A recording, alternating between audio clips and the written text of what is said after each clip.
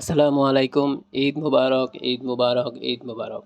তো ঈদের সকালবেলা উঠে আমি আগে রেডি হয়ে গেছি। তারপরে যেহেতু মিষ্টি মুখ করে যেতে হবে, তাই আমি নিজে একাই খেতে থাকলাম। আর এদিকে সাফিনকে রেডি করানো হচ্ছে। তো সাফিন ইতিমধ্যে রেডি হয়ে গেছে। তো ও বসেছিল আমার অপেক্ষায়, তাই ওকে নিয়ে এখন চলে যাব মসজিদে। আর যাওয়ার আগে ওকে বলছিলাম যে তোমাকে সুন্দর লাগতেছে, তাই আমার সাথে আসো, একটু ছবি তুলো।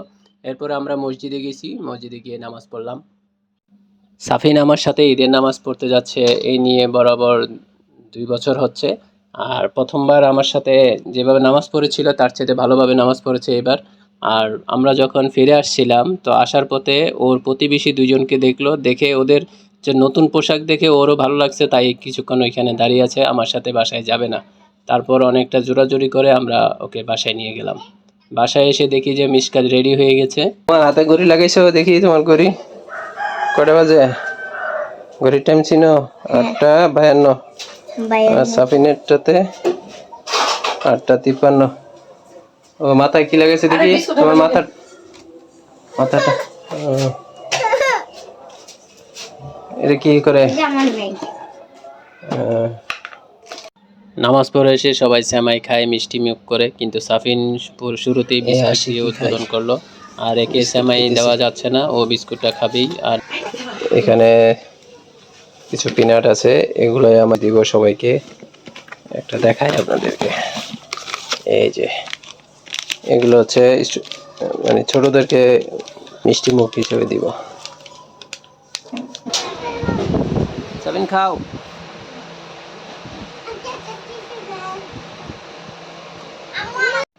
তো মিশকাত সকাল থেকে ঘরে ছিল, তো মিশকাতের আম্মুর যে স্টুডেন্ট আসছে তার সাথে আবার যাচ্ছে ওদের বাসায়। তো মিশকাতে এখন বাইরে ঘোরাঘুরি করবে।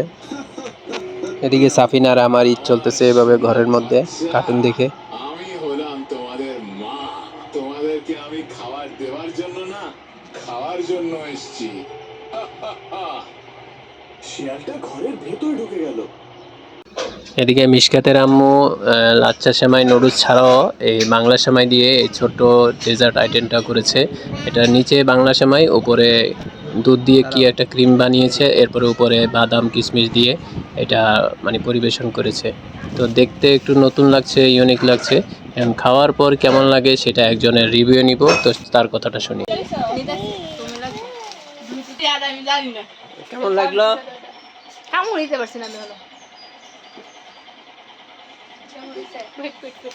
বেশি শক্ত মনে হয়।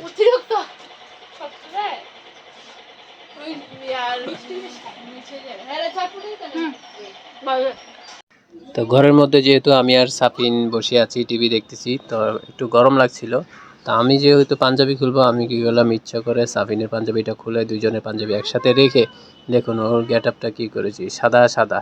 এবং ওর সাথে আমিও ম্যাচিং করে সাদা সাদা হয়ে ওর সাথে শুয়ে আমিও টিভি দেখছি। ও টিভি দেখে উপভোগ করছে, আর আমি ওর সাথে শুয়ে থেকে বসে থেকে ভিডিও করে উপভোগ করছিলাম। আরে এগুলো পড়ে যাবে সাফিন, পিছনে যাও, পিছনে যাও, ওদিকে যাও, বালিশের এখানে যাও, এগুলো পড়ে যাবে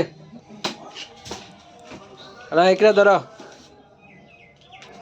টান দাও না। তো এই মেয়েটা হচ্ছে আমরা যে আগের বাসায় থাকতাম সেখানে থাকতো, তো সেখান থেকে আমাদের বাসায় আসছিল। আর এরও আমাদের আগের বাসার প্রায় নিচতলা এবং দোতলার থাকে, তো ওরও আমাদের বাসায় ঘুরতে আসলো। আমরা দুপুর পর্যন্ত আমাদের বাসায় আরও অনেকে আসছিল, তো সবাইকে আপ্যায়ন করা শেষে এবার আমরা সবার বাড়িতে একটু একটু করে ঘুরতে যাব।